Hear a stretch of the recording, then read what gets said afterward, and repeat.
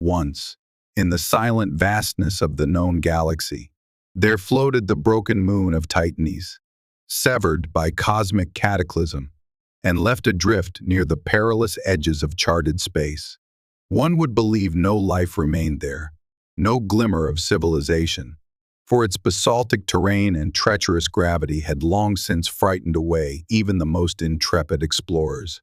Yet fate is a curious thing, for it was upon this fractured moon that a humble deep space salvager named Kieran Myles would discover his destiny. Entangled in the shimmering web of an ancient vampire queen named Seraphine, exiled for 1,000 years, awaiting the time when she would rise again. She who laid claim to his soul in ages forgotten. She who professed him to be her fated mate, bound by immortality and cosmic enchantments. Across the star lanes, rumors spoke of Titanis's scattered remnants. Whispers echoed in the dingy corridors of orbital stations and in the coded transmissions of weary spacefarers. They told of an impossible fortress, drifting within the broken shards of Titanis, rumored to house the legacy of an empire so old it had slipped from record. Kieran Myles, ever eager for fortune and novelty, had set his sights on that fabled location, though he never let slip his secret hope that he might uncover a rare artifact, perhaps even glean a technology so advanced it would catapult him from ragged drifter to respected explorer. Indeed, Kieran's resourcefulness was unmatched, and so he gathered his meager salvage vessel, the Aurora's Grace, and steered toward Titanis, determined to unravel that ancient riddle. The journey began quietly enough, as he navigated through drifting asteroids and cosmic debris with the practiced ease of a pilot who dodged hazards from one side of the galaxy to the other. His sensors swept the vacuum, searching for any sign that might lead him to the rumored fortress. Hours turned to days, and the swirling dust of the shattered moon coated his scanners, forcing him to pivot to manual scanning. Then one moment, deep in the early watch, his instruments pinged faintly, revealing the silhouette of a hidden structure.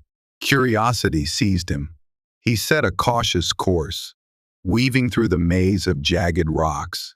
In the half-light, Kieran beheld at last the colossal outline of a fortress floating amid the fragments.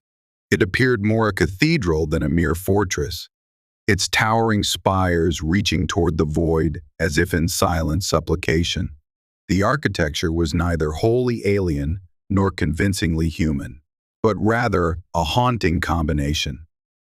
Whorls of obsidian and pallid stone interlaced along buttresses, reminiscent of Gothic earth structures, though adorned with curving alien symbols.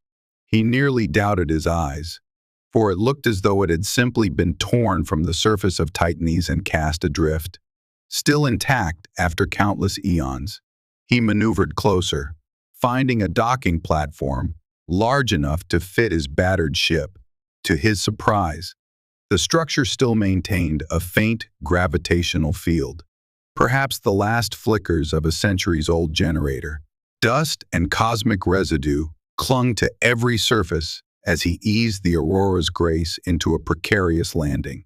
Kieran stepped onto the surface with measured care, the battered hull of his sturdy vacuum suit pressing close against his broad shoulders. A quiet hush greeted him, as if the entire fortress lay in the sleep of ages.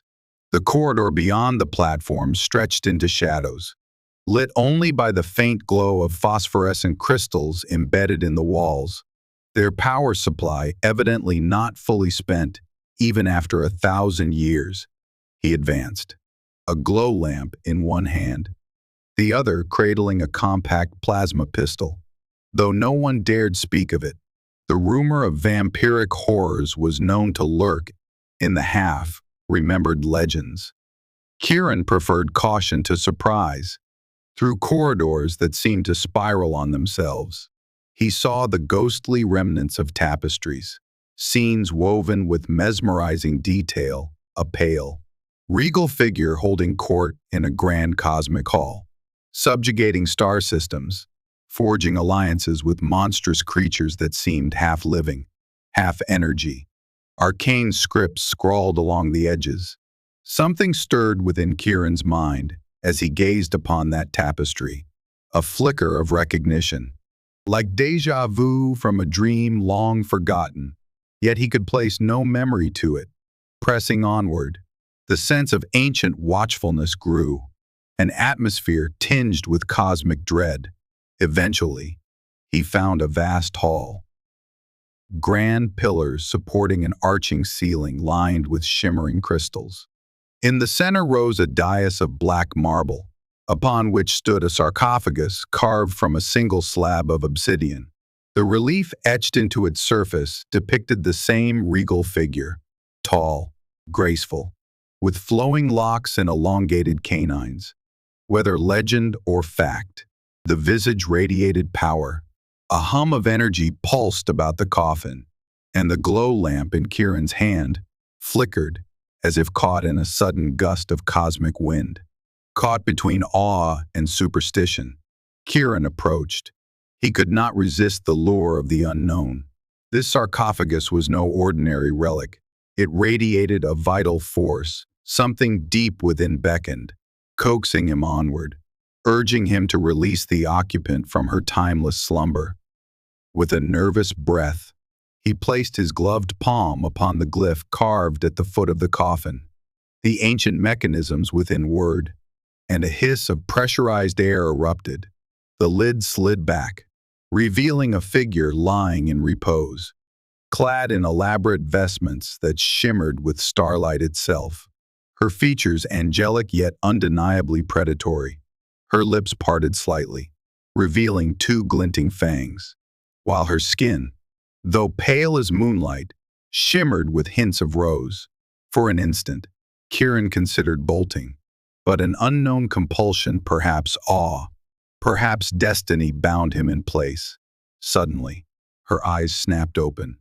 They glowed crimson, reflecting the eerie light of the fortress's crystals. She emerged from her coffin in one fluid, impossible motion, her voice echoing through his skull. "Kieran, at last you have come. I have waited countless lifetimes for your return." The words seemed drenched in longing, as if eons of solitude had condensed into that single utterance. He nearly stumbled back, but her presence was mesmerizing, overwhelming him with the intangible gravity of centuries of arcane power. Her name, he would soon learn, was Seraphine, once the empress of the Ebon Throne, exiled for her unholy appetite and her manipulations of cosmic energies. Or so the legend said. Yet as she regarded Kieran, her expression softened, the red glow of her eyes dimming to something near human. She extended a delicate hand. "I know you, mortal. Though I suspect you no longer remember me," she murmured, her tone wistful, reverent. "In ages past, your soul was bound to mine. In each new cycle, I have sought you, yet we have been torn apart by cruel fate. But no longer, dear Kieran, you have awakened me, and we shall be together for eternity." In stunned silence, Kieran beheld the shape of her words, the archaic accent weaving an otherworldly melody in his ears. Part of him balked, disbelieving.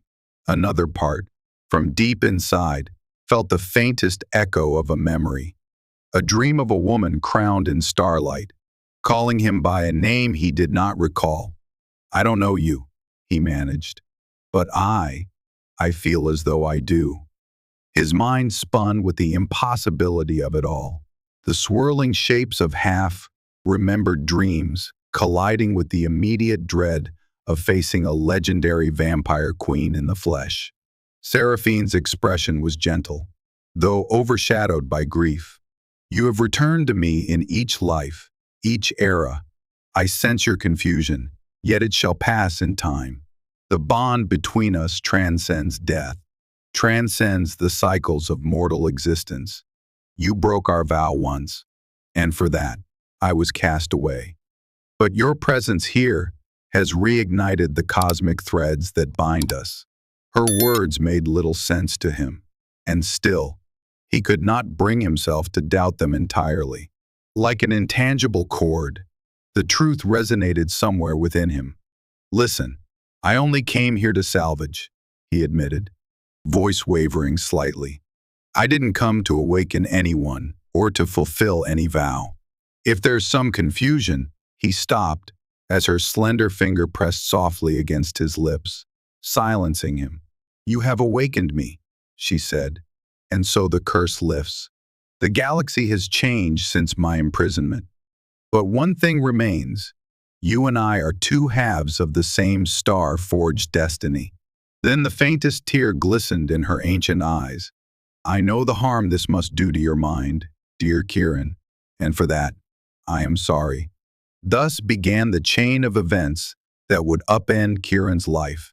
In that moment, the fortress shuddered, as if the hidden machinery reacted to Seraphine's reawakened presence. The old gravitational stabilizers sparked, and fractal runes across the walls lit with renewed vigor. A crescendo of silent alarms lights, pulsing in patterns, unknown heralded the stirring of guardians long dormant, or perhaps wards that once contained her power. Kieran felt his heart pounding against the suit's chest plate. This was more than a salvage mission. He stood on the threshold of an ancient prophecy, woven into cosmic threads that spanned centuries. In the depths of the fortress, Kieran discovered more than just the immortal vampire. There were sealed chambers echoing with disembodied voices, machines that whispered in ancient tongues, and archives carved into crystalline databanks that glimmered with shimmering text at his approach. While Seraphine reacquainted herself with the fortress, reacquiring dominion over her domain, Kieran ventured into the silent wings, observing dusty chambers lined with relics from the Ebon throne's reign. He found weapons infused with star metal, sculptures depicting alien worlds subjugated by an empire long lost, and elaborate manuscripts detailing hidden rites that harnessed the energies of black holes. Some images showed a figure who resembled Seraphine enthroned upon a dais, armies at her feet, a single consort standing beside her.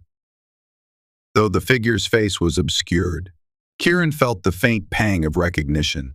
In subdued awe, Kieran soon realized Seraphine's presence alone had begun reactivating the fortress's arcane systems. Hallways that had been dark for centuries suddenly flooded with spectral light, and automated defenses roared back to existence, scanning for potential intruders.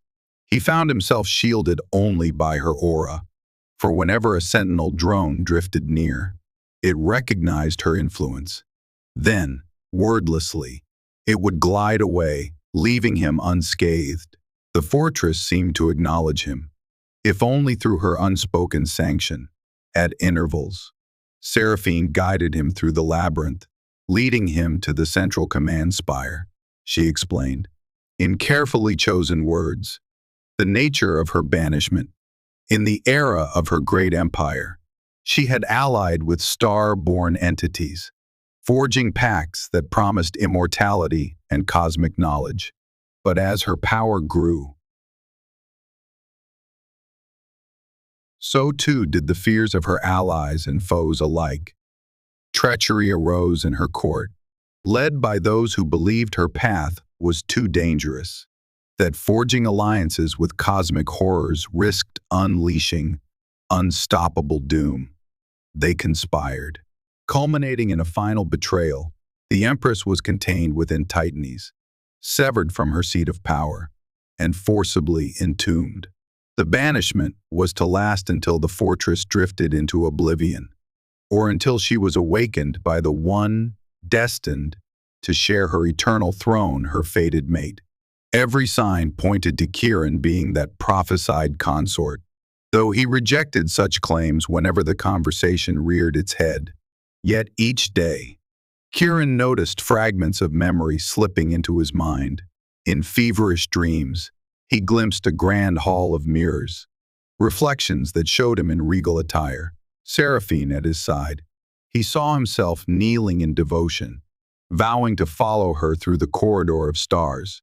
He recalled battles fought among the swirling cosmic storms, her laughter ringing like celestial chimes, the press of her cool lips on his brow, and that eternal promise, "We are forever, you and I bound by the cosmos."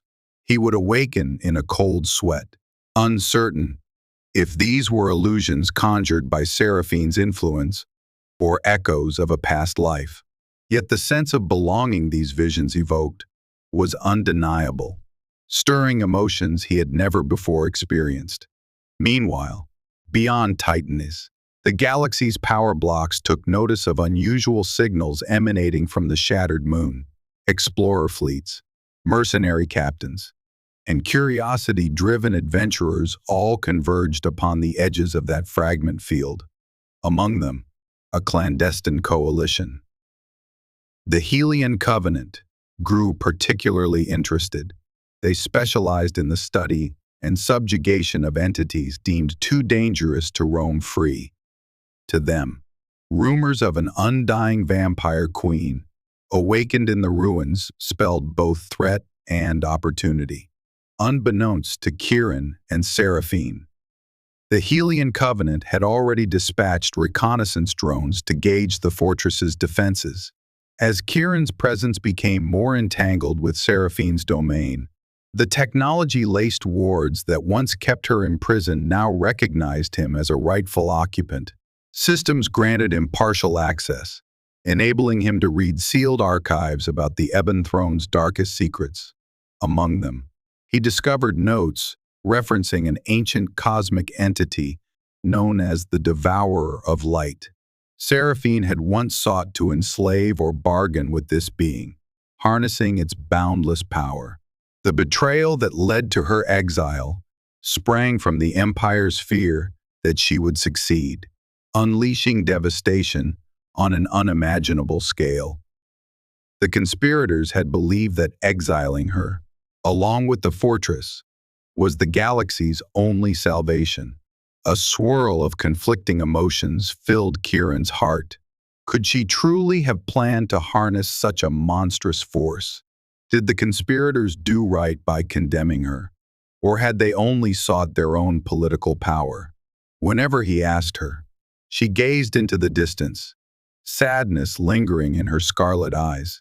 She told him that the devourer was misunderstood, that she had sought only to coax from it the energies that might free them from the mortal constraints of time, uniting her empire in perpetual prosperity. But fear is a powerful weapon, dear Kieran, she would say. It was wielded against me, and I have borne its wounds ever since. Time moved strangely within the fortress. Kieran felt the cyclical shift of the moon's shards and the stars' distant glow. Yet in the labyrinthine halls, day and night blended into one unending twilight. He found small comforts in Seraphine's presence. Even as he wrestled with the inherent danger, she nurtured him with cosmic energy, bestowing subtle enhancements upon his physiology. He discovered that his reflexes sharpened, wounds healed faster, and a certain unexplainable vitality coursed through his veins. She never forced her vampiric influence upon him, never fed on him without permission.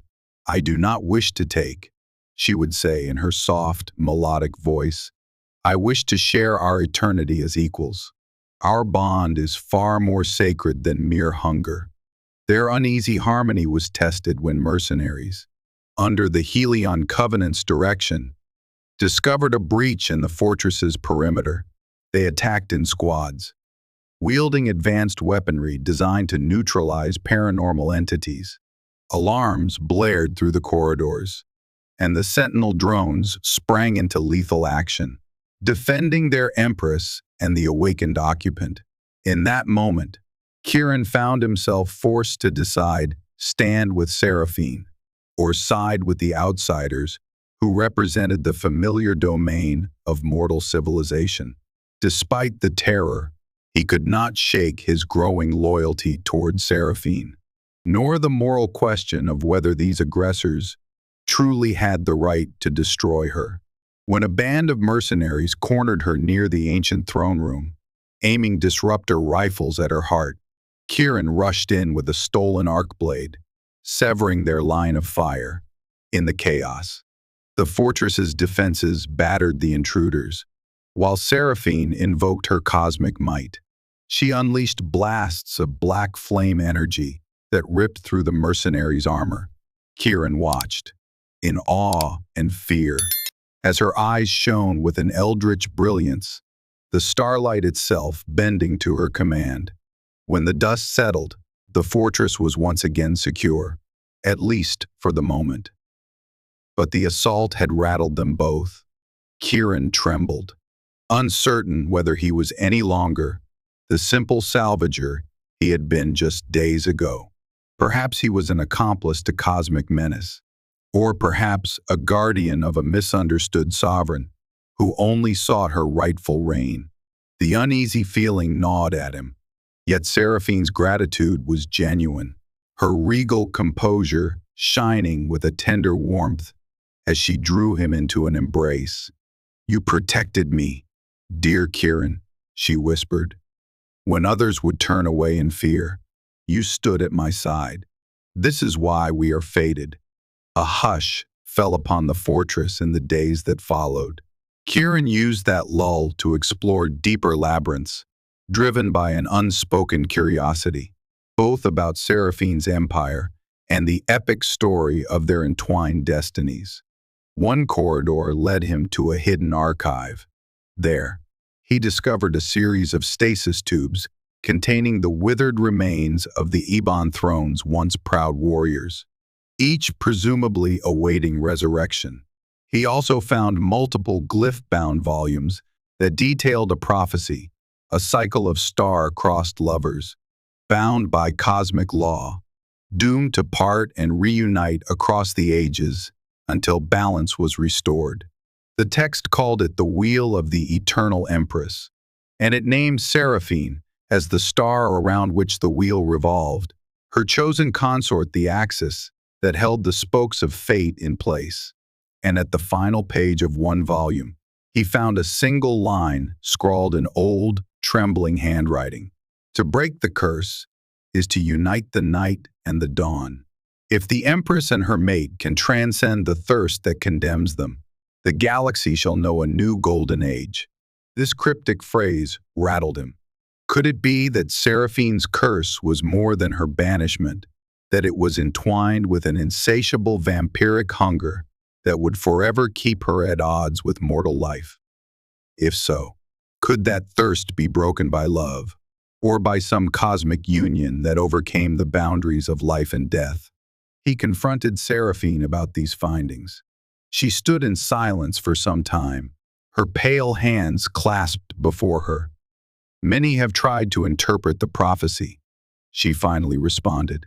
"Some believed it simply meant that if I overcame my own darkness, I might lead my people to peace. Others interpret it as symbolic, that my hunger is a reflection of the cosmos's ambition. I do not know. I never claimed omniscience, only that I have been cursed to live endlessly, waiting for you across the millennia." Kieran pressed gently. "But do you see a path where we can break it? If we truly are fated, must we walk this cycle forever, or can we forge a new destiny?" His voice held an earnest plea, a longing for resolution. Her eyes glistened. "I do not wish to be a harbinger of doom," she murmured. "I have tried to channel my powers for the betterment of my people, but I was deceived and betrayed. Perhaps this is my second chance. Perhaps it is our second chance. Even so, the galaxies remember me as a monster. Perhaps I am." She lowered her eyes in sorrow.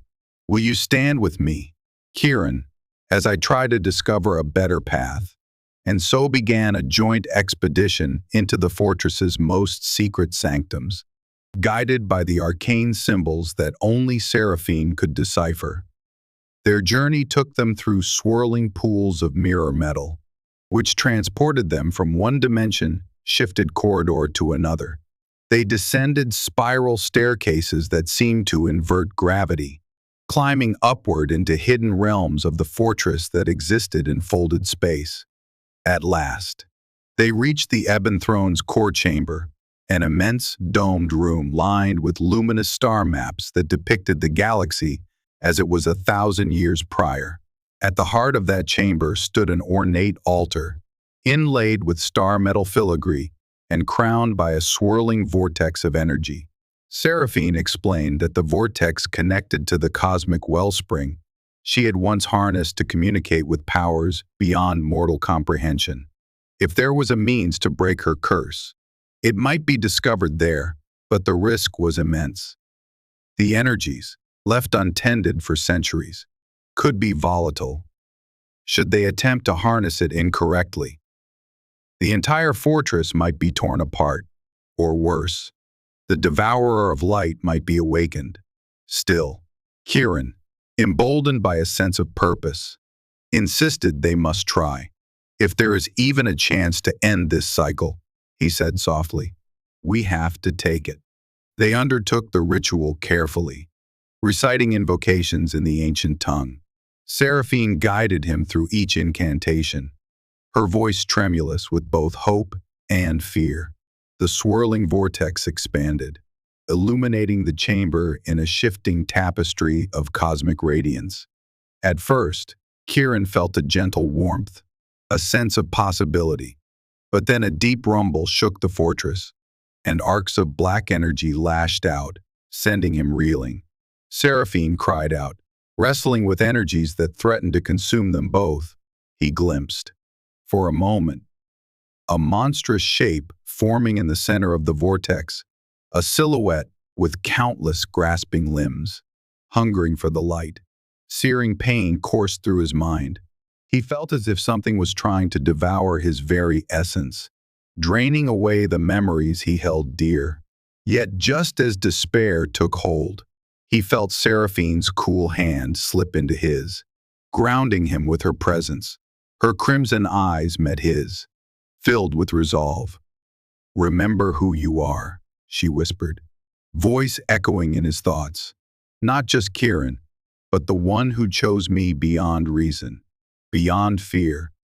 Summoning his courage, Kieran reached within, tapping into the intangible bond they shared. In that instant, the swirling nightmares of his past incarnations focused into a single, blazing clarity. He was her consort, not by condemnation, but by choice. Through countless lives, he had sought her, and she had sought him. Their love was older than the fortress, older than the memories of mortal civilizations. This recognition surged through him like a tidal wave of starlight. He poured that luminous energy into the vortex, weaving it with Seraphine's incantation. The monstrous shape writhed, shrinking beneath the combined power of their bond. At last, with a soundless roar, the cosmic threat retreated, vanishing back into the depths of the vortex. The altar's radiance subsided, leaving Kieran and Seraphine trembling yet triumphant in the sudden hush. Their exhaustion was palpable, but so was the new awareness. They felt the curse's hold loosen, the gnawing hunger in Seraphine's spirit replaced by a gentle hum of possibility. She pressed her palm to her chest, as if feeling her heartbeat for the first time in centuries. I feel different," she breathed. Tears shimmered in her eyes. "Kieran, your love has tempered the darkness." Yet outside, the Helian Covenant had not been idle. Sensing the fortress's energy spikes, they had dispatched a fleet. Warships circled Titanis, bombarding the shards around the fortress in preparation for a final assault. Alarm klaxons sounded anew. The fortress trembled as railgun slugs hammered its antiquated shields. In the throne room, Kieran and Seraphine steadied themselves. They might have removed or diminished one threat, but another, more immediate one, remained. The Helian forces sought to destroy the Vampire Queen and seize her arcane technology. Now that her dark curse was weakened, was she too vulnerable to stand alone against such might? Kieran refused to yield, determined to protect her, and to protect the possibility of a better future. He convinced Seraphine they must act swiftly. Together, they ascended to the fortress's apex, where an ancient control nexus allowed them to command the station's defensive array. With renewed clarity, Seraphine interfaced with the fortress's systems, summoning advanced weaponry from hidden vaults. She deployed shimmering star metal drones that soared out to meet the Helian fleet, unleashing arcs of energy that disrupted their formations. Not content to remain behind the console, Kieran piloted one of the fortress's antique fighters, a sleek craft bristling with unknown technology, launching from a hidden hangar to engage the Helion forces. The ensuing battle was fierce. Helion ships rained plasma across Titanis' debris field, while the fortress's weapons responded with cosmic fury. Kieran, harnessing the advanced fighter's agility, weaved through the chaos, destroying multiple Helion corvettes. The Helion flagship, a dreadnought of monstrous proportions, pressed toward the fortress, determined to breach its defenses. From the apex tower, Seraphine channeled the fortress's energy, forging a protective barrier around Kieran whenever a Helion volley threatened to overwhelm him. Their synergy, bolstered by the cosmic bond they now fully embraced, enabled them to hold the line far longer than mortal logic would permit. Yet the Helion Covenant was relentless, determined to claim victory at any cost. Their dreadnought unleashed a doomsday cannon, a weapon rumored to harness the power of a dying star. The swirling beam of annihilation descended, tearing through layers of the fortress's defenses. Cracks formed in the fortress's spires, and a chunk of Titanis' broken crust was obliterated in an instant. Kieran's starfighter was caught in the shockwave, spinning out of control. He careened toward the dreadnought's hull, wrestling with the controls. In a desperate bid, Seraphine used the fortress's last reserves of power to channel the cosmic wellspring one final time. She laced her voice with the authority of countless ages, chanting a binding incantation upon the Helion dreadnought, attempting to siphon away its destructive energy. The dreadnought's unstoppable beam wavered, flickering as its massive reactors became ensnared in her gravitational vortex. For a heartbeat, triumph seemed within reach. But fate had a final twist. The doomsday cannon, partially destabilized, erupted in a cataclysmic overload. A colossal explosion tore through the dreadnought, sending shockwaves throughout the entire debris field. Shards of twisted metal spiraled in all directions. Kieran's fighter was caught once more in the storm, its systems failing. With only moments to act, he ejected, drifting helplessly in the vacuum. Through the swirling wreckage, Seraphine beheld Kieran's form in peril, his oxygen supply dangerously low. Summoning the last measure of her own strength, she abandoned the fortress's console, took flight across the fractal halls to a small scout vessel. Within moments, she launched, pushing the vessel's engines to their limit. Weaving through the chaos to retrieve him, she found him on the edge of consciousness, drifting among the remains of the Helion dreadnought. In the cockpit, she cradled him, pressing her lips to his in a breathless mixture of desperate love and life-saving necessity. The tang of cosmic power and her vampiric essence, now softened by their bond, surged through him, restoring his vital signs. He coughed, sputtered, and gradually came to, gazing upon her with gratitude and devotion. Outside the viewport, Titanis' fragments drifted in uneasy peace. The Helion fleet scattered, their prime dreadnought destroyed. The fortress, battered and fractured, floated in flickering starlight, still intact, still sheltering their nascent hope. Now, in the aftermath, as the cosmic dust settled, Kieran found himself seated once more in the fortress's grand hall. Only this time, it was no longer draped in shadows. Crystalline nodes glowed with renewed warmth, and remnants of the Ebon Throne's technology hummed softly. Seraphine, standing beside him, no longer exuded the same eerie aura. Her eyes shone a gentler red, her posture regal yet tempered by compassion. She extended a hand to Kieran. "We've broken the cycle," she said, voice quivering with relief. "No longer am I bound to an endless curse. Yet I remain a guardian of mysteries, a traveler between the darkness and the light. Will you stand beside me as we forge a new legacy?" Kieran rose, his heart steady, his mind clear. He reached for her hand, entwining his fingers with hers. "Always," he replied, voice strong. "We will show the galaxy that the darkness can be transformed, that curses can be broken, and that even the oldest evils can find redemption."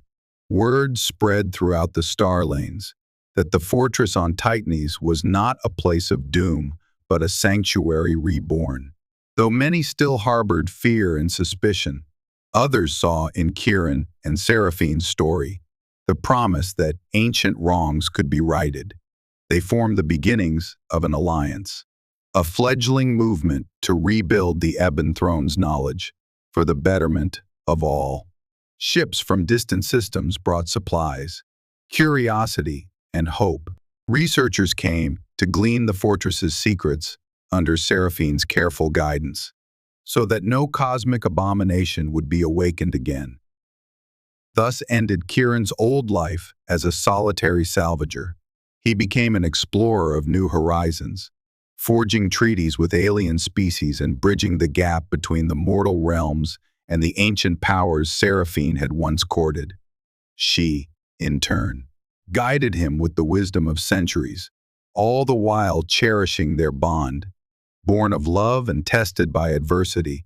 Over time, the nightmares receded, replaced by shimmering dreams of unity and creation. In the annals of interstellar history, they became a legend, the immortal Empress, redeemed by the devotion of her fated mate, and the mortal man who ascended to stand at her side, forging an era of peace from the embers of an ancient empire.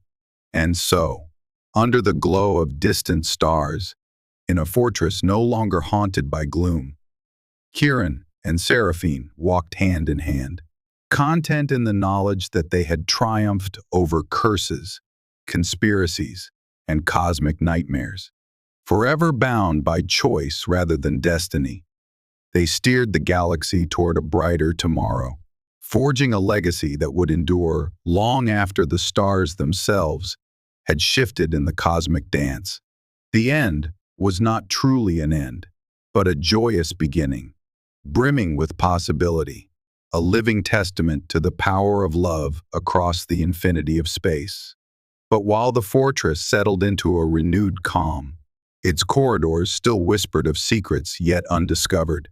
Many of Seraphine's once loyal lieutenants, locked away in stasis or scattered across the galaxy, had yet to learn of their Empress's resurrection. Some might be allies, ready to rally around her changed ideals. Others, twisted by centuries of exposure to dark cosmic energies, might seek to undermine her new approach, longing for the days when conquest and dominion guided the Ebon Throne. Moreover, the Helian Covenant, though grievously wounded, was not wholly vanquished. Smaller cells withdrew to hidden enclaves, plotting how best to finish what they had begun. Their leadership recognized that the Vampire Queen had, in some fashion, tempered her destructive power, but they questioned whether her redemption was genuine or if, at the faintest sign of weakness, she would revert to the apex predator that legends portrayed. In the days that followed the fortress's triumphant stand, against the Helian dreadnought. Kieran worked tirelessly with Seraphine to establish lines of communication with neighboring star systems. They discovered that certain frontier worlds, battered by piracy and imperial remnants, yearned for stability. By offering knowledge gleaned from the Ebon Throne's archives, Kieran hoped to inspire goodwill. He shared technological breakthroughs, carefully monitored by Seraphine, ensuring that no forbidden secrets slipped into the wrong hands. Their efforts drew interest from a consortium of exiled engineers, humanitarian medtech specialists, and historians fascinated by the puzzle of an advanced empire nearly lost to myth. But even with new allies arriving, the fortress remained a place of caution. Seraphine herself, though significantly freed from her curse, still bore fangs and the subtle hunger that lingered within her. She strove each day to harness her energies constructively, meditating in the cosmic wellspring chamber to maintain her balance. Kieran witnessed her struggle, empathizing with the part of her that yearned for power, for the cold thrill of supremacy. He, too, fought internal battles, though he felt sure of his love. The knowledge of his own role, having lived and died across millennia, to reunite with her sometimes weighed upon him like an invisible chain. One evening, as they walked along a corridor that overlooked the broken horizon of Titanis, Seraphine paused. Through the crystalline viewport, they saw shards of the moon spinning in silent orbit, illuminated by the faint glow of a distant star. She spoke, voice soft as a sigh. "I can sense them stirring. My dear Kieran. The old ones, my Lieutenant S, who once ruled alongside me. Some will come to pledge loyalty, others to test my strength. If we are to show them a new path, we must do so from a place of conviction. But what if they doubt me? What if their thirst for power surpasses mine?" Kieran wrapped an arm around her. "Then we must show them that might does not come solely from conquest, but from unity. We have endured the wrath of ancient curses and the Helian onslaught. We can endure their skepticism too. When they arrive, we greet them in peace but remain vigilant." On the following day, a sleek corvette dropped out of FTL near the fortress, broadcasting archaic Ebon Throne ciphers. It bore an emblem that Seraphine recognized, the sigil of Regent Malachi, once her most cunning advisor. The fortress's sensors detected no immediate weapon signatures, so Seraphine allowed the corvette to dock. Kieran stood by her side as they greeted their visitor in the main hangar. Malachi emerged in robes of black and silver, his face lined with the faint traces of centuries spent in cryo-sleep. A pair of bodyguards flanked him, each wearing helmets fashioned in the style of ancient Ebon Throne regalia. He approached, knelt with a show of reverence, and spoke. "My Empress, the cosmos has long yearned for your return." Yet Kieran noted a flicker in the regent's gaze. Was it devotion or careful calculation? Seraphine inclined her head regally. "Rise, Regent Malachi. Much has changed since last we spoke. My empire is gone, transformed by the passing of countless ages. I would see us shape a new legacy, one of balance, not oppression." Malachi's lips twitched in the faintest of smiles. "I am at your disposal, my Empress," he replied. "Though I remain curious, stories circulate that a mortal man stands at your side, and that the Helian Covenant dared challenge you. Are we truly so diminished that we must entertain alliances with lesser beings?" Kieran stiffened, but Seraphine placed a calming hand on his arm. "Kieran is my consort," she said, her voice decisive, "and we have united to break the curse that once consumed me. He is not lesser. He is the reason I stand before you with renewed purpose. The Helian Covenant's assault proved formidable, but we prevailed." Malachi eyed Kieran with skepticism, but bowed once more. "Then I shall be honored to serve. My forces linger on the periphery, If you allow it, I will signal them to join us, to rebuild the Ebon throne in your name." Thus, the first of Seraphine's old allies rejoined her. Over the weeks that followed, more arrived: Captain Eliana of the Midnight Wing, who led a fleet of rogue cruisers, Archon Darius, once a commander of arcane shock troops, adept at harnessing cosmic energies, and Lady Amathea, whose elegant but calculating nature often masked her ambitions. Each pledged loyalty to Seraphine, albeit with varying degrees of sincerity. Some appeared awed by rumors of her redemption, while others merely bided their time, hoping to gauge whether her newfound restraint signaled weakness.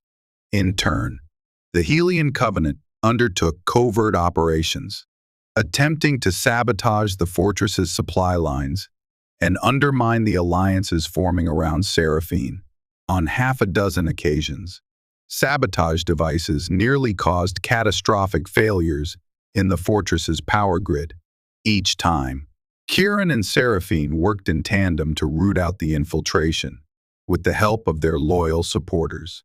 Yet the Helian threat lingered, their vengeful eyes fixed upon any sign of vulnerability. Meanwhile, Kieran and Seraphine's bond deepened. He discovered that sharing in her cosmic meditations allowed him to glimpse the swirling tapestry of energies that composed the fortress's architecture. He saw how her essence intertwined with the fortress's systems, forming a harmonious circuit that glowed with an almost musical resonance. Through these shared visions, he realized that Seraphine was as much a steward of the fortress as a ruler, bound by a responsibility to keep its ancient powers in check. In turn, her acceptance of him had made the fortress more welcoming, bridging the gap between mortal and immortal realms. One day, Seraphine suggested that Kieran meet Archon Darius privately. "He used to be a sage of the Celestial War College," she explained. "Perhaps he can shed light on the prophecy's final verse, the part about uniting night and dawn." Kieran found Darius in a secluded antechamber, poring over holographic texts. The Archon, tall with silver hair flowing down his back, wore robes trimmed in glowing runes. He greeted Kieran with polite curiosity. "The Empress told me you seek knowledge of the prophecy. I have studied it extensively." Kieran nodded, recalling the lines from the ancient volume. "Yes, we have broken her curse, at least to an extent. But I sense there is something more, a step we must take to truly usher in a golden age, as the text suggests." Darius brushed his fingertips across the hollow table, summoning an image of the cosmic wellspring. "The prophecy mentions a final union of opposites. Seraphine embodies the night vampiric immortality, cosmic shadow. You, presumably, embody the dawn humanity, fleeting but radiant. When these two forces become perfectly balanced, the galaxy shall resonate with the harmony of rebirth. To accomplish this, so the legends say, an offering must be made from both sides, an ultimate sacrifice, binding them in a shared destiny that transcends either's existence alone." Kieran frowned, unsettled. Sacrifice. We nearly lost everything vanquishing that cosmic entity. Must we risk more? Darius's gaze softened. Prophecies are notoriously cryptic. The sacrifice need not be literal death. It could be a relinquishing of certain powers or desires, or it could be forging something entirely new. Perhaps it is an act of creation, not destruction. Unsettled but determined, Kieran left the antechamber with fresh questions swirling in his mind. If he and Seraphine were to bring about a new era, they would need clarity on what that final union entailed. Should he become immortal like her, bridging the gap between mortality and timelessness? Or should she surrender her vampiric nature entirely, embracing mortality at his side? The conflict echoed in his heart, for part of him wished to share her longevity, while another part feared the burdens it would bring. As the fortress stirred with new arrivals, Malachi proved invaluable in organizing supply routes and forging alliances with fringe worlds that still revered the Ebon Throne's memory. Captain Eliana, with her wily fleet, guarded the system's outer edges, discouraging further Helian incursions. Lady Amathea orchestrated cultural events within the fortress, reintroducing the art, music, and refined traditions of Seraphine's once glorious court. In these gatherings, Kieran saw glimpses of the refined civilization that the Ebon Throne might have been, yet he also sensed an undercurrent of tension. Among the newly arrived courtiers, rumors circulated that Seraphine's softened stance was a pretense, that behind her gentle facade, she still yearned for the absolute power she once wielded. Some even whispered that Kieran was a mere pawn, a mortal distraction she would dispose of when convenient. Though the pair's public displays of unity offered some reassurance, centuries of ingrained fear and ambition do not easily vanish. Tensions crystallized when Lady Amathea hosted a gala in the fortress's restored grand ballroom, inviting all allies and new arrivals to partake. The walls shimmered with illusions of distant star clusters. The floor glowed with fractal patterns shifting beneath the dancers' feet, and the air resonated with haunting melodies performed by an orchestra of artificial life forms. Seraphine and Kieran arrived arm in arm, receiving respectful bows from the assembly. But as the music rose to a crescendo, Malachi approached, a grave expression on his face. "My Empress, I bring troubling news. One of our outposts on the far side of Titanis has been attacked. The Helian insignia was found among the rubble.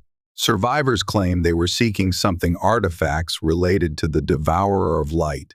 A hush fell over those nearby. Seraphine's eyes flashed with concern, a trace of her old fury stirring. The Helian Covenant hunts the Devourer's relics. They may attempt to recreate the cosmic threat I once tried to harness. Kieran tensed. That's madness, even if they wanted to control it. The Devourer nearly ripped us apart the last time we attempted to commune with the cosmic wellspring. They're playing with galactic fire. The Empress's expression hardened, and she turned to address the gathered courtiers. If the Helian Covenant unleashes the Devourer's power unchecked, it could devour entire star systems. We cannot stand idly by. Prepare the fleets. We must safeguard these artifacts and ensure no foul hands manipulate them. Despite the somber news, Lady Amathea smoothly regained composure, instructing the orchestra to play on. "Let us not allow fear to triumph," she intoned. Raising a glass of shimmering blue elixir, "We have gathered in celebration of unity. Let this moment be a reminder that we stand together, even in the face of cosmic horrors." Her words brought a measure of calm, and conversation gradually resumed. But a knot of worry settled in Kieran's gut. He feared that the Helian Covenant, nursing their losses, might resort to desperate extremes. In the following days, Seraphine deployed envoys to gather information on Helian movements. Kieran joined them, leading a scouting expedition to Titanis' far side, where they discovered a hidden helix of crystalline chambers, a leftover from Seraphine's original experiments with cosmic energies. The Helian saboteurs had stolen crucial shards that seemed to resonate with the cosmic wellspring. "This is bad," murmured one of Kieran's scouts. "If they combine these shards with the knowledge gleaned from any devourer relics, they could replicate your ritual, maybe even pervert it to their ends, leaving a small security force to guard the remaining structures." Kieran hurried back to the fortress. He found Seraphine consulting with Archon Darius, Malachi, and the others. "My Empress," he reported, "the Helian have stolen crucial materials, no doubt intending to harness cosmic energies. We cannot wait for them to strike. We should strike first." Malachi folded his arms. "I concur, Empress. With your permission, I shall mobilize the fleets. We can launch a preemptive strike on their known bases.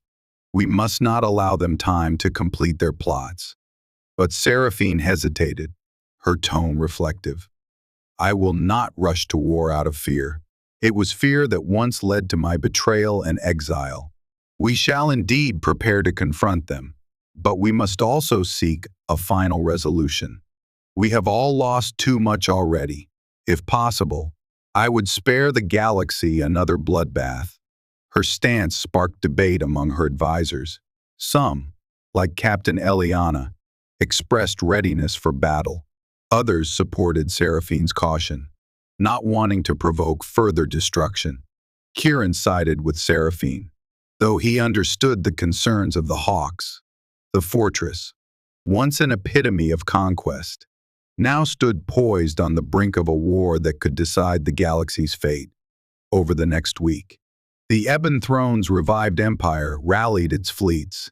Courtiers and allies from distant sectors pledged assistance, while starship assembly lines roared back to life within the fortress's newly powered docks. Weapons infused with star metal were distributed to the loyal soldiers. Kieran helped coordinate infiltration units to track Helion supply routes, carefully planning a multi-pronged campaign should negotiations fail. Yet, amid the preparations, anxiety gnawed at him. He recalled Darius's words about the final union and wondered if this looming conflict was the necessary crucible to forge that cosmic balance. He confided in Seraphine one evening as they stood on a balcony, observing the swirling debris field. "Are we on the right path? Is this the test that proves our unity? Or have we lost sight of what matters?" Seraphine turned to him, her porcelain features illuminated by starlight. "I ask myself the same question, my love. We sought to break the cycle of darkness and violence, and now we march to war. But perhaps we do so to protect what we hold dear. We must be certain that we fight, not for domination, but for the safety of this fragile peace. If the Helion forces awaken the devourer, all could be lost." Her words steadied him. Together they descended into the fortress's command center, where a sprawling holographic map displayed known Helion positions. With a decisive gesture, Seraphine indicated a point near the Veil Nebula, where intelligence suggested the Covenant had constructed a hidden stronghold. "We will go there," she announced to her gathered captains. "Extend an offer of parley. If they reject it, we will do what must be done. But if they will listen, perhaps we can avert catastrophe." A hush followed. Some of Seraphine's old guard exchanged uneasy glances, unaccustomed to such diplomacy from the once dreaded Empress. Yet Kieran felt a glimmer of hope. This was the path of redemption, bridging differences, striving for peace. Thus, the grand fleet of the Ebon Throne emerged from Titanis, ships both ancient and modern, bristling with arcane might and mortal ingenuity. Leading them was Seraphine's flagship, the Twilight Pinnacle, a majestic vessel crowned with swirling black spires that crackled with harnessed cosmic energy. By her side was Kieran, commanding a smaller frigate, the Dawn's Resolve, symbolically uniting mortal technology with the Empress's supernatural domain. As they closed in on the Veil Nebula, the Helion stronghold came into view, a fortress of industrial metal and heavily armed battlements, ringed by small cruisers. The Helion leader, an admiral named Vasidian, broadcast a terse transmission. "Vampire Queen, your silver tongue will not sway us. We know of the Devourer's relics, and we know you plan to harness them once more. We will not stand idly by as you threaten the galaxy." Seraphine responded calmly, "Admiral, I have no desire to repeat the mistakes of the past. The relics are dangerous beyond measure. I propose a meeting, a chance to find common ground. We have reawakened the Ebon Throne's empire, and it stands for more than conquest now. Will you not speak with us, face to face, before further blood is shed? There was a long pause before the Helian admiral replied, "Very well, a ceasefire for the span of one rotation. We will meet in neutral space. But know this, if your words prove hollow, we will destroy you without remorse." The ceasefire was tense but held. Representatives of the Ebon Throne and the Helian Covenant met on a derelict station floating at the fringes of the nebula. Its once busy corridors now silent, except for flickering lights and drifting motes of dust. Kieran accompanied Seraphine. Alongside them stood Malachi, Archon Darius, and a small honor guard. Vasidian arrived with his own entourage, wearing a dark uniform emblazoned with the Helian emblem. A makeshift conference room was arranged. Seraphine spoke first, explaining the threat posed by the Devourer's relics. "I once believed I could bend that cosmic entity to my will. I was wrong. We only narrowly prevented it from consuming everything. If you attempt to use its power, it will poison your minds, corrupt your technology. The galaxy will burn." Vasidian eyed her skeptically. "Why should I trust you? You were once the terror of the galaxy, and now you speak of redemption. We have seen your fortress rearm itself. We know your fleets gather strength. Are we to believe you plan only benevolence?" Malachi interjected, his voice resonant.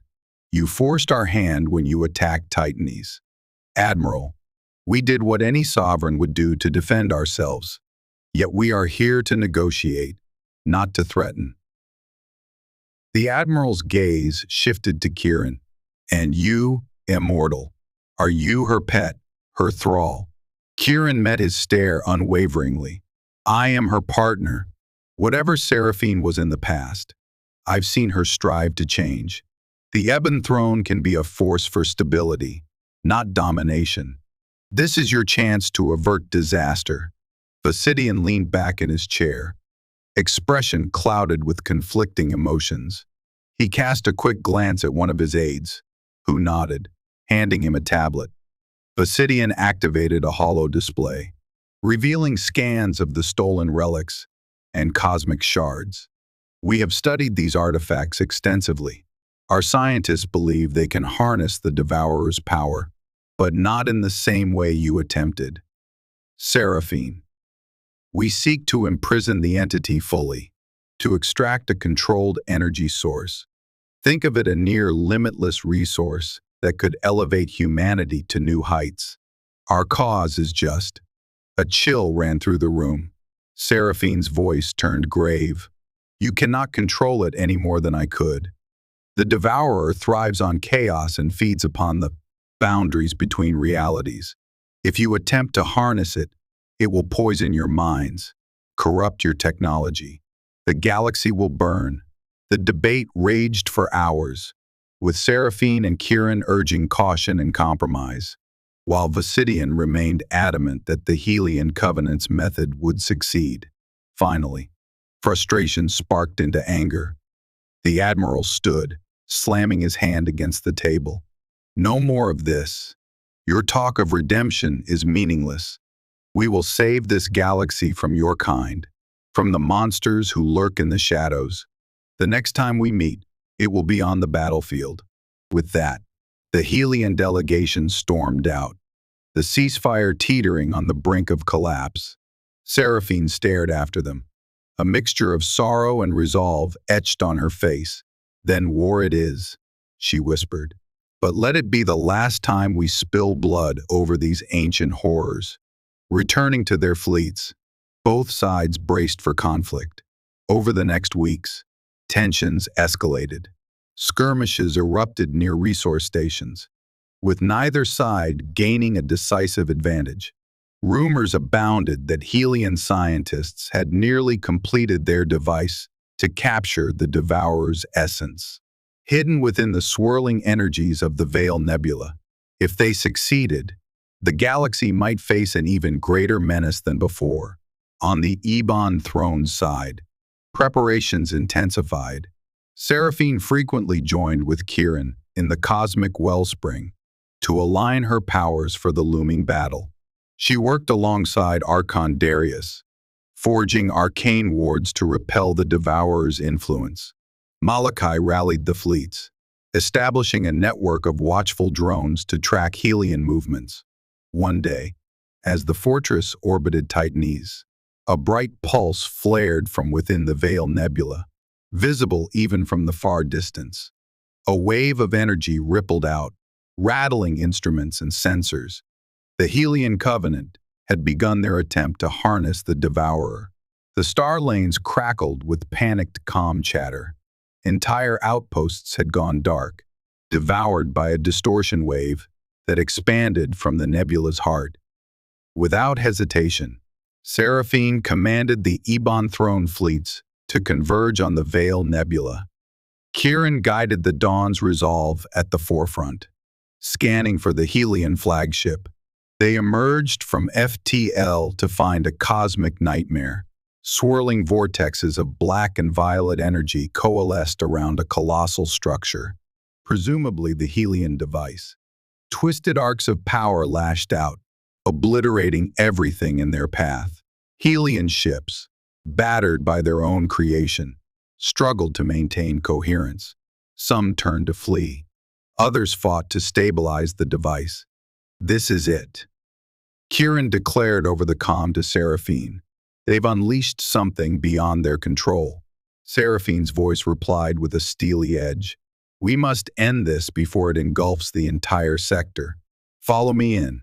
Aim for the device's core. We cannot let the Devourer coalesce." In a stunning display of unity, the Ebon Throne's armada pierced through the swirling maelstrom of energy. They encountered Helian vessels that fought with desperate ferocity, but many Helian captains, terrified by the magnitude of the unleashed power, defected or surrendered on the spot.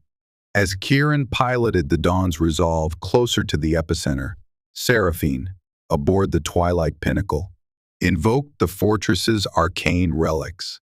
She channeled them through her ship's systems to project a stabilizing field, hoping to contain the Devourer's expansion. Yet the cosmic entity was colossal. Fragments of blackness, writhing with malevolent intent, poured from the device's rift. The Helian flagship, commanded by Admiral Vasidian, lay battered at the center of it all. Valiantly trying to bring their energy net online, Kieran opened a channel, shouting, "Admiral, shut it down! You're tearing reality apart." Vasidian's voice crackled with desperation. We cannot. The feedback is too great. We're losing containment. You must help us." This admission of defeat came too late. The Devourer manifested a gargantuan tendril of void, lashing out to entangle the Helian flagship.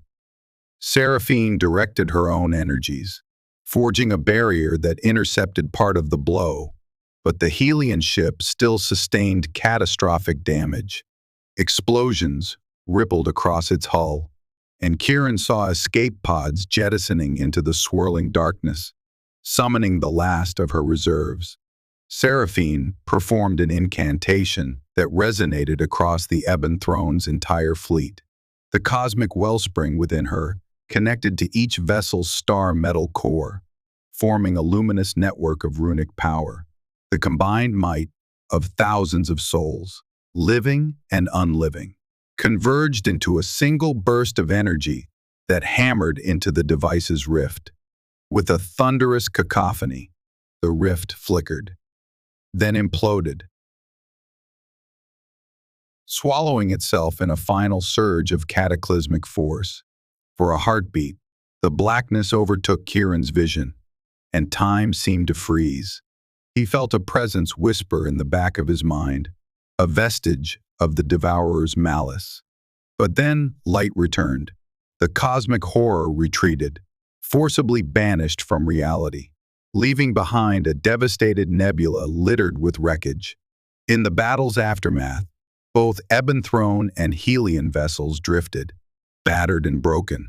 Seraphine's flagship had sustained grievous damage, and Kieran hastened to its side. He discovered Seraphine slumped upon her command throne, her skin pallid, eyes closed. Medics rushed forward, scanning her vitals. Her pulse was faint, as though she had poured too much of her essence into the final strike. Kieran knelt by her side, cradling her hand. "Seraphine, stay with me," he pleaded, tears threatening to blur his vision. "We've come too far to lose each other now." Her eyelids fluttered, revealing tired crimson irises. "I gave everything," she murmured. "The fortress's power, my own. I could feel the devourer in my mind. Part of me yearned for that darkness again, but I resisted. Kieran, my love, are we free now?" He squeezed her hand, heartbreak and relief surging together. "Yes, the devourer is banished. We saved them all." Even as he spoke, a wave of exhaustion overtook him. He barely registered the medics rushing to stabilize her condition before darkness claimed his senses too. When Kieran awoke, he was in the Twilight Pinnacle's infirmary, an austere chamber that thrummed with advanced medical machinery. Regaining his bearings, he looked around, spotting Seraphine resting in a nearby stasis bed. The medics explained that her body was recovering from the immense energy output, but her vitals were stabilizing. Outside, the Helian Covenant had virtually collapsed, their central command in shambles. Many survivors had thrown themselves on the mercy of the Ebon throne, fearful that more cosmic catastrophes might arise. When Seraphine finally stirred, Kieran was at her side. She opened her eyes slowly, a small smile gracing her lips upon seeing him. "We did it," she whispered.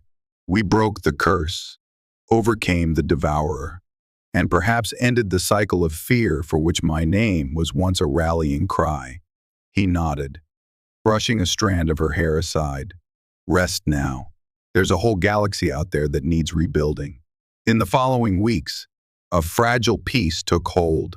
With the Helian Covenant dismantled, the battered fleets of the Ebon Throne offered humanitarian aid to survivors on neutral worlds, forging bonds that transcended old enmities. Malachi and the other lieutenants worked diligently to restructure the empire, replacing archaic dogmas with principles of cooperation.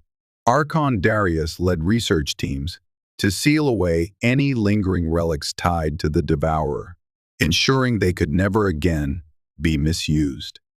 Kieran and Seraphine returned to Titanis, where they were greeted by cheering throngs.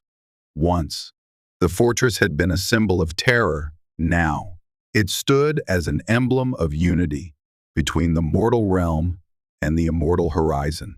Yet, amid these celebrations, one matter remained unresolved: the prophecy's final verse, the union of night and dawn. They had fought together, sacrificed together, but was that enough to fulfill the cosmic decree? One quiet morning, they ventured to the cosmic wellspring chamber. The swirling vortex, once chaotic, now glowed with gentle, rhythmic pulses. As they approached, a hush filled the air. Seraphine turned to Kieran, eyes luminous. "I sense the wellspring is balanced now, reflecting our triumph over the devourer, but it still awaits something, some act that will seal our destiny and the galaxy's future." Kieran's mind drifted to the notion of sacrifice. He recalled the twofold path. Either he embraced her immortality, sharing in her endless watch, or she forsook her vampiric essence, stepping into mortal life at his side. Both seemed monumental, with consequences rippling out into the unknown. Yet perhaps that was the final key, the melding of their natures into a harmonious whole, bridging the divide between light and shadow. Approaching the vortex, he gently clasped Seraphine's hand. "We've been dancing around this question since we broke your curse. What if we allow this wellspring to guide us to the true union of night and dawn. Not one of us surrendering everything, but both of us merging in a new form of existence, one that resonates with the cosmic harmony we now protect. Her eyes glistened with tears, understanding dawning. Yes, a creation, not a loss. Let the wellspring unify us without robbing either of who we are. Together, they stepped into the heart of the vortex, letting it wash over them. Kieran felt a surge of energy unlike any before, warmth and coolness entwined, the pulse of mortal life intermingling with the timeless hush of immortal blood. Seraphine gasped softly, her fangs receding just enough that they seemed more symbolic than predatory. Their hearts beat in tandem, forging a luminous resonance. In that moment, they both transcended the boundaries that had once constrained them. A golden luminescence blazed around Kieran, signifying dawn, while a soft, starlit aura haloed Seraphine, signifying the gentle embrace of night. Their essences merged in a delicate equilibrium, neither wholly mortal nor fully vampire, but a new state of being, a living testament to the prophecy's promise. The entire chamber pulsed in recognition, a silent hymn of cosmic approval. When the vortex's radiance subsided, they stood hand in hand, looking upon each other with awe and love. Kieran felt renewed vitality coursing through him, while Seraphine's face glowed with warmth, her once crimson eyes now tinged with a soft amber light. It was as though they had each claimed aspects of the other, forging an eternal bond that defied any label from the past. So the final verse of the prophecy was fulfilled. The Ebon Throne's people looked upon their empress and her consort, marveling at the gentle glow that seemed to follow them, a symbol of balanced power. With this union complete, Seraphine no longer needed to feed on mortal life to sustain her immortality, and Kieran's lifespan extended beyond human limits. They became stewards, guardians of knowledge and protectors against cosmic terrors. In the new order that arose, the fortress transformed into a nexus of alliances, where once warring factions joined in pursuit of a shared future.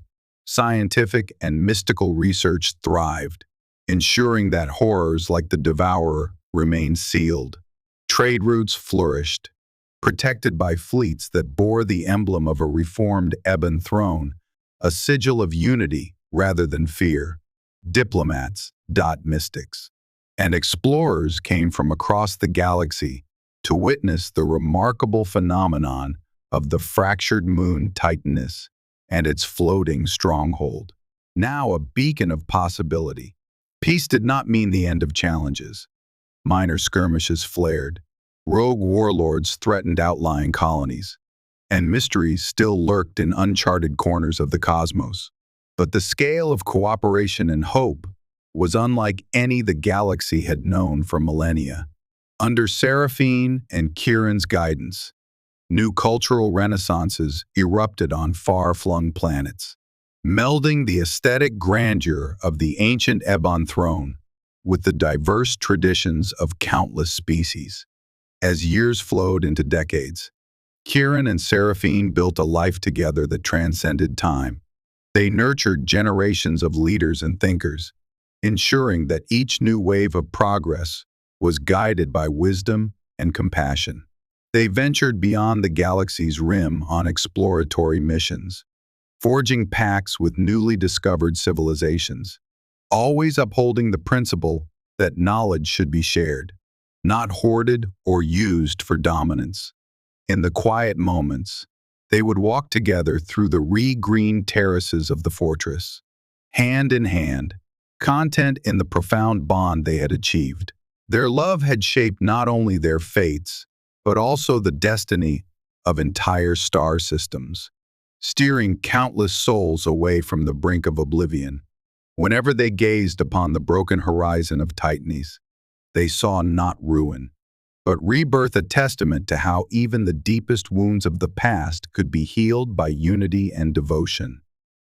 Thus, the saga that began with an exiled vampire queen and a curious salvager concluded in the bright promise of a civilization renewed. The cosmic threads of prophecy had woven a tapestry of challenge and triumph, heartbreak and wonder, culminating in a harmony that spanned the chasm between night and dawn. Indeed, in that final harmony, the galaxy discovered that redemption was not the erasure of darkness, but its integration into a broader light, tempered by love. And in that, both Kieran and Seraphine found their enduring happy ending. Yet history does not end so neatly, even when peace prevails. In the centuries that followed, as Titanis stood reborn under the watchful gaze of its immortal protectors, the galaxy inched toward an era many would later call the Seraphine-Kieran Renaissance. Science and mysticism intertwined, and the lines between them blurred in fascinating ways. The fortress, once a lonely citadel of exile, became the heart of a sprawling alliance that valued curiosity and collaboration above conquest. Ambassadors from newly encountered civilizations marveled at the tales, how an empress once feared across the stars had forsaken a path of darkness, choosing union with a mortal soul. Some skeptics existed, of course races who questioned whether the transformation was genuine or whether the Ebon Throne simply waited for a chance to reassert dominance. Kieran and Seraphine met these doubts with patience, inviting all to observe the fortress's daily life.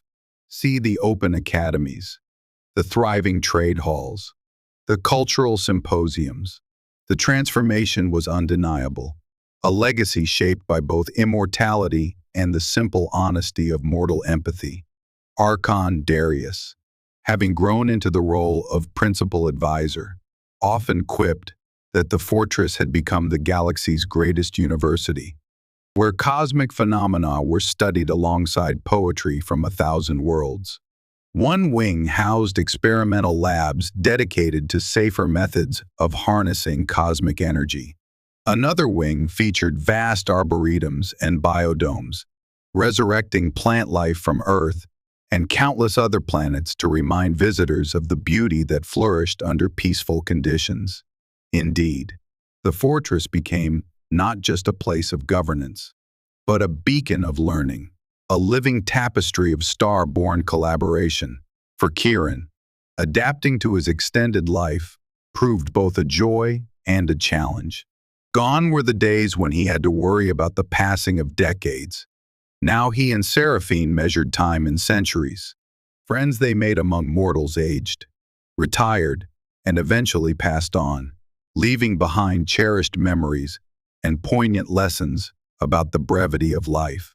Kieran often reflected on how, in some ways, that fleeting spark gave humanity its drive. Observing each generation's desire to contribute something meaningful, knowing their time was finite, inspired him. Seraphine, too, felt a growing appreciation for the mortal perspective, realizing that the greatest treasure was not hoarded power, but shared moments of triumph and growth. Occasionally, they ventured beyond the fortress, traveling incognito to see how distant colonies fared under the new alliances. Strolling through bustling markets on worlds that once lived in fear of cosmic threats, they encountered grateful inhabitants who spoke of prosperity and hope. On one such trip to a terraformed planet named Aurasia, they were astonished by a local celebration that honored the Great Union, a festival reenacting the story of how Seraphine the Night and Kieran the Dawn saved the galaxy from an ancient evil. Actors performed a lavish pageant under shimmering auroras, culminating in a symbolic dance that brought light and shadow into harmonious embrace. The pair stood discreetly among the crowd, moved to tears by how thoroughly their story had woven itself into cultural memory. Even so, no golden age remains untested. At the edges of known space, explorers discovered phenomena that defied easy explanation rifts in the fabric of reality, where neither time nor space behaved normally. Some believed these were scars left by the Devourer's incursion, still healing after all these years. Others whispered that new, unknown entities might be stirring, drawn by the galaxy's heightened energies. In response, Seraphine and Kieran sponsored expeditions to study these anomalies. One mission returned with haunting footage of a star system where the sun flickered in and out of existence like a dying ember, plunging the planets into cycles of freezing darkness. Another group claimed to have encountered a bizarre realm where thought became tangible reality, shaped by collective fears and hopes. Such revelations stirred excitement and unease, prompting the Ebon Throne's council to redouble their vigilance. After all, it was cosmic curiosity that once led Seraphine down a perilous path. Now they would proceed with measured wisdom. Decades stretched into a century. Then, too, as the Renaissance matured, Kieran and Seraphine saw wave after wave of innovation, starship designs that folded space more efficiently, advanced terraforming methods that resurrected barren moons, breakthroughs in medical technology that nearly eradicated certain diseases. The dreaded specter of cosmic horrors lingered in the cautionary tales recited by children, a reminder that vigilance was the price of peace. Helian remnants, once the terror of the galaxy, gradually integrated or faded away. Some former Helian fighters became valued members of the Alliance, their martial prowess redirected towards safeguarding travel routes. Time and again, observers asked if the Ebon Throne would declare itself a centralized galactic government, replacing the patchwork of local administrations. But Seraphine and Kieran consistently refused. "We are guides, not conquerors," Seraphine would often say, her voice carrying the grace of centuries. "Each world must choose its own path, forging alliances freely. We stand ready to help, but we shall not dictate." And so autonomy flourished. Entire regions organized into cultural federations. Tech-savvy species banded together in research collectives, while mystically inclined groups formed enclaves, where the cosmic arts were studied with reverence. Trade routes boomed, bringing wealth to countless star systems. The fortress on Titanis remained a diplomatic nexus. Some called it the heart of the galaxy, though Kieran laughed at the hyperbole. Still, he couldn't deny the sense of marvel each time new travelers arrived, eager to see the place where the impossible had occurred, the union of a vampire queen and a mortal man, forging a kinder future. Yet for all the harmony, a restlessness grew in Seraphine. She rarely spoke of it, but Kieran sensed her contemplative moods. One evening, as they walked through a starlit corridor lined with relics of the old Ebon Throne, she paused before a grand mosaic depicting her younger self in all her imperial finery. "Ages past," she murmured. "I believed might was the only true constant. Now I see that growth and change are the real constants. This mosaic, once a symbol of fear, is now an artifact of history. I cannot help but wonder if I have truly atoned for the terror I once wrought." Kieran slipped his arm around her waist. "Your actions have healed countless wounds. The galaxy stands in an era of relative peace because of what we've built. If that's not atonement, I don't know what is." She offered a half smile, eyes tinged with distant sorrow. "Perhaps. Yet I remember the screams of worlds caught in my ambition, the betrayal I suffered, and the betrayal I committed. Even redemption does not erase the past." Gently, Kieran took her hand. "We cannot erase it, but we can transform it by how we choose to live now. Our story is a testament to the possibility that even the darkest legacies can bloom into something beautiful." She leaned against him, allowing the warmth of his presence to quell her doubts. "You are my constant, beloved. I will never again underestimate the power of love and unity.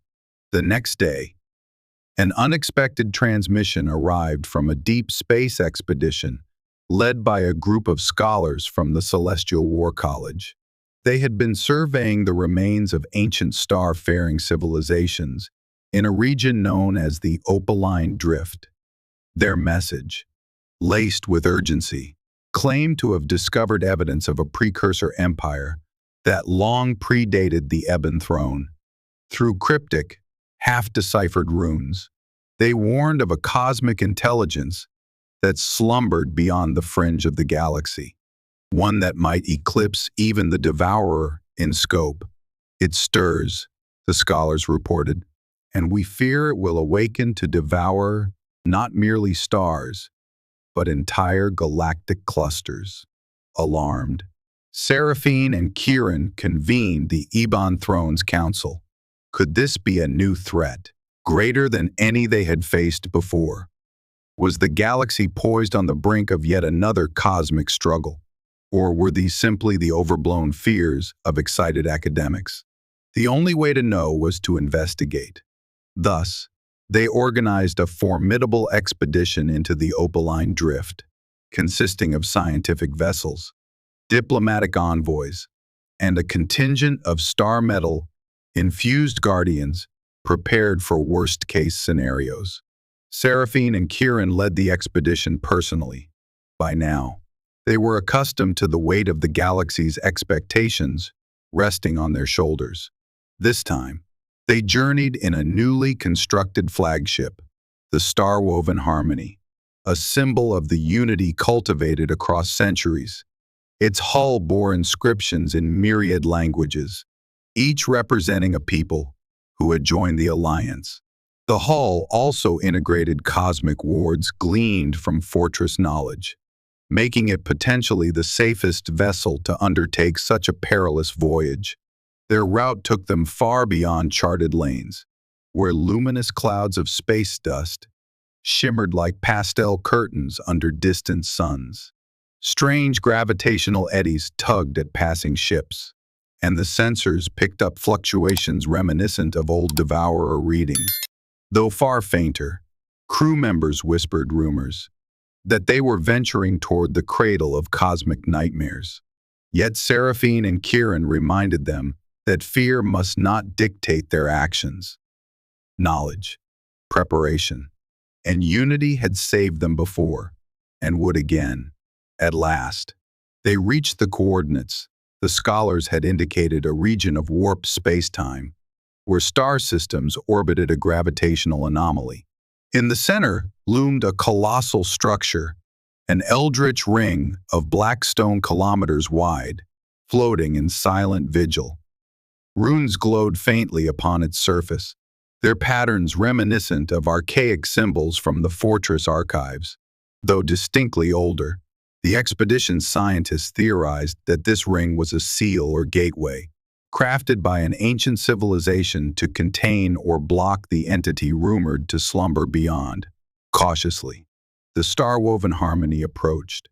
Remote probes detected a pulse emanating from the ring, a slow, rhythmic throb like a heartbeat. Seraphine felt an uncanny resonance, recalling the manipulations of cosmic forces that once tempted her. Kieran, too, felt a disquiet, sensing that if the ring were tampered with, it could unleash unimaginable chaos.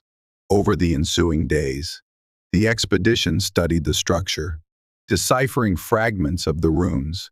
They spoke of an intelligence vast and ancient, one that predated mortal life, drifting through intergalactic voids in search of cosmic energy to consume. The ring was a last defense, erected by a lost empire that sacrificed itself to halt the entity's advance millennia before even Seraphine's reign began.